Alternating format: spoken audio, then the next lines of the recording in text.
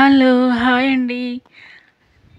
చపాతీ చేసినప్పుడు ఇంట్లో కూరగాయలు లేనప్పుడు, కర్రీస్ ఏం లేనప్పుడు ఇలా చపాతీని ఒకసారి ఫ్రై చేసి చూడండి.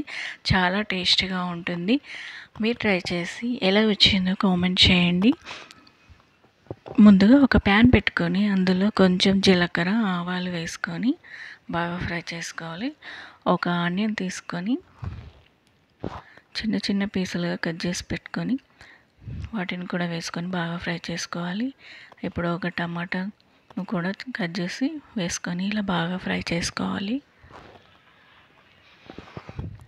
ఇలా ఇవి బాగా ఫ్రై అయ్యాక టేస్ట్కి తగినంత కారము, కొంచెం ధనియా పౌడర్ వేసుకొని ఇలా బాగా ఫ్రై చేసుకోవాలి. ఇవి బాగా ఫ్రై అయ్యాక అందులో కొంచెం సాల్ట్ వేసుకోవాలి.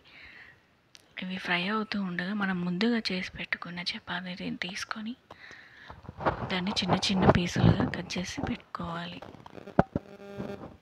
మీరు ఎన్ని చపాతీలు చేసుకుంటే అంత క్వాంటిటీ తీసుకోండి.